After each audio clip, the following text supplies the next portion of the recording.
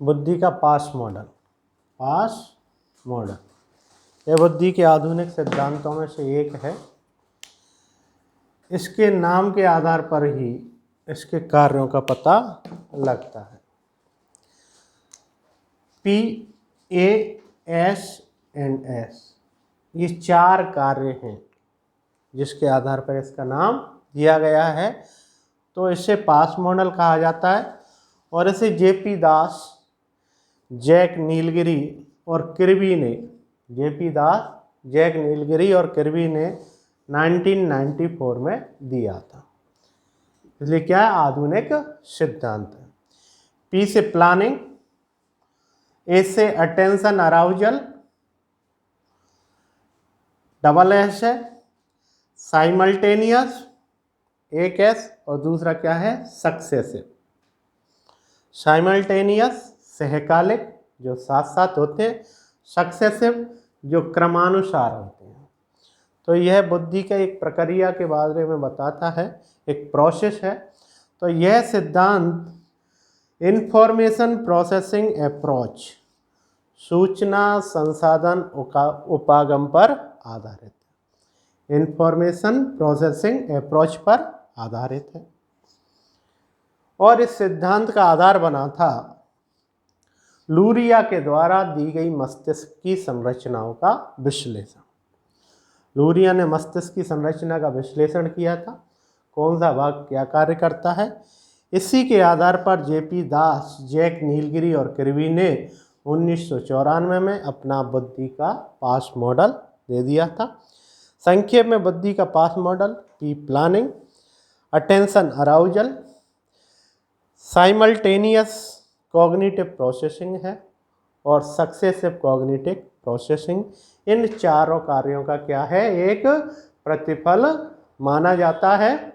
तो ये चारों कार्य मिलकर के क्या बना देते हैं, आपका पास मॉडल। क्या बन गया है यह बुद्धि का पास मॉडल।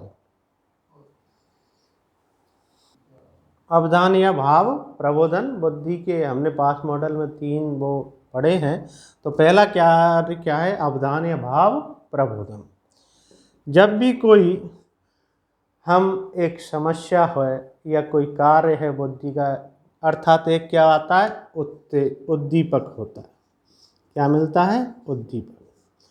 तो उद्दीपक प्राप्त होने, ये उद्दीपक समस्या हो सकती है और किसी ज्ञान के रूप में भी उद्दीपक मिलता है। तो उद्दीपक जब प्राप्त होता है तो अब क्या है, हमारा अटेंशन उस पर क्या जाता है, ध्यान जाता है। और ये क्या हो जाता है, प्रबोध में आ जाता है। ध्यान क्या हो जाता है, जागृत हो जाता है। अटेंशन क्या हो जाता है, अराउजल हो जाता है, भाव प्रबोध हो जाता है। उस उद्दीपक के प्रति क्या होती है, उत्तेजना जागृत होती है। अर्थात अब हमें वह ज्ञान या जो योजना बननी है उसकी एक सूचना आनी है। क्या प्राप्त होनी है, सूचना।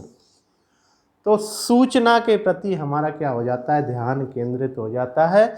अब हम उसके ऊपर विचार करना शुरू कर देते हैं। अर्थात स्मृति पटल तक क्या पहुंच जाती है, एक सूचना पहुंच जाती है।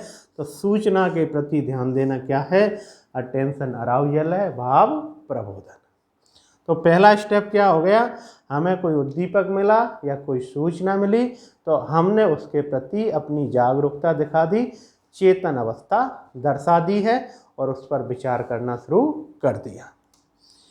सेकंड स्टेज, जब आपका भाव प्रबोध हो चुका है, अटेंशन क्या है, अराउज हो चुका है, तो अब वह जो सूचना है वह आपकी मेमोरी में क्या होनी है, प्रोसेसिंग होनी है। क्या होनी है, मेमोरी में प्रोसेसिंग। तो सहकालिक व अनुक्रमिक प्रक्रमण, सहकालिक और अनुक्रमिक प्रकरण। सहकालिक साइमल्टेनियस और अनुक्रमिक सक्सेसिव प्रोसेसिंग। अब जो इन्फॉर्मेशन मिली थी जिसके प्रति अपना अटेंशन क्या हो चुका है, अराउजल हो चुका है, भाव प्रबोधन हो चुका है, हमने उसकी तरफ ध्यान दे दिया, तो अब आगे क्या होनी है, उसके ऊपर प्रोसेसिंग होनी है, क्योंकि सूचना प्रोसेसिंग मॉडल है। अब प्रोसेसिंग होगी जैसे कंप्यूटर में होती है। तो ये प्रोसेसिंग दो प्रकार से होती है। पहली है सहकालिक, सहकालिक साइमल्टेनियस मतलब साथ साथ एक काल में, सहकालिक एक काल। जब सूचनाएं एक दूसरे से संबंध रखते हुए, क्या है, रिलेशन है, आपस में रिलेट हैं, एक दूसरे से संबंध रखते हुए एक साथ संग्रहित की जाती हैं, संग्रहित या प्रक्रमित की जाती हैं, प्रक्रमित की जाती हैं, तो इसे कहते हैं सहकालिक प्रक्रमण। ये प्रक्रमण कैसा है, सहकालिक, समस्त सूचनाएं एक साथ, कोई गैप नहीं। दूसरा प्रकार है अनुक्रमिक, अनुक्रमिक। इस प्रकार के प्रक्रमण में सूचनाएं एक के बाद एक, कैसी हैं, क्रमानुसार एक के बाद एक संग्रहित या प्रक्रमित की जाती है, संग्रहित या प्रक्रमित की जाती हैं। तो ये क्या कहलाता है, अनुक्रमिक प्रक्रमण। ये प्रक्रमण कैसा है, सक्सेसिव है, अनुक्रमिक, अर्थात एक सूचना आएगी उसके बाद दूसरी सूचना आएगी। इसका फायदा होता है कि जब एक सूचना आती है तो उसके साथ ही दूसरी सूचना की स्मृति अपने आप उससे जुड़ जाती है कि इसके बाद यह आने वाला है। तो एक सूचना का स्मरण करते ही दूसरी सूचना तुरंत ही स्मृत हो जाती है, याद आ जाती है। तो प्रोसेसिंग किस प्रकार हुई, दो प्रकार से, सहकालिक जब एक साथ होती है, अनुक्रमिक जब एक के बाद एक होती है। अब दो स्टेप हो गए, अटेंशन अराउजल हो गया और प्रोसेसिंग हो गई। तो अब हमारा तीसरा जो है स्तर, योजना सक्रिय हो जाती है। क्या हो जाती है, प्लानिंग, जो पास का पी है, प्लानिंग।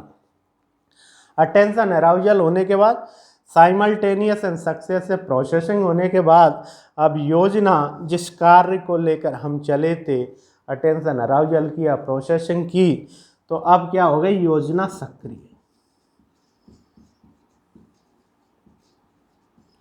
कि ये किस प्रकार से सर्वोत्तम रूप से समस्या समाधान हो सकता है। क्या होना है, समस्या समाधान। और हमने कौन सी विधियां अपनाई प्रोसेसिंग में, और ये विधियां किस हद तक क्या है, सफल रही हैं, और यदि असफल रही हैं या रुकावट आई है तो हम बीच में ही इस योजना में क्या कर देते हैं, परिवर्तन, क्या कर देते हैं, परिवर्तन, और एक नया मार्ग चुनकर नए तरीके से दोबारा इस योजना को क्या कर दिया जाता है, सक्सेसफुल। तो ये बुद्धि के तीनों क्या हो गए, कार्य हो गए। प्लान, अटेंशन का अराउजल हुआ था, कोई ज्ञान मिला, उसके प्रति हमारा क्या है, भाव जागृत हो गया। फिर हमने उस सूचना को प्रोसेस किया था दो प्रकार से, साथ साथ में सहकालिक, एक के बाद एक तो अनुक्रमिक, और थर्ड किया था हमने उस योजना पे विचार विमर्श किया था, उसमें कुछ सुधार किए थे, और इस बुद्धि का जो कार्य था उसको पूर्णता प्राप्त की थी। यह बुद्धि का पास मॉडल है जो किसने दिया था, जेपी दास, जैक नीलगिरी और किर्बी ने। इन्होंने इसके आधार पर एक कॉग्निटिव अचीवमेंट सिस्टम भी दिया। क्या दिया है, कॉग्निटिव अचीवमेंट सिस्टम दिया है, जिसमें वाचिक और अवाचिक अर्थात शाब्दिक और अशाब्दिक दोनों प्रकार के परीक्षण होते हैं, और ये 5 से 18 वर्ष तक के बच्चों के लिए लागू होते हैं। तो इन्होंने कॉग्निटिव अचीवमेंट सिस्टम दिया है, प्रणाली दी है, जिसमें शाब्दिक और अशाब्दिक दोनों परीक्षण हैं और ये 5 से 18 वर्ष तक बच्चों तक लागू होती है। तो पास का मॉडल है सूचना प्रक्रमण सिद्धांत पर आधारित है।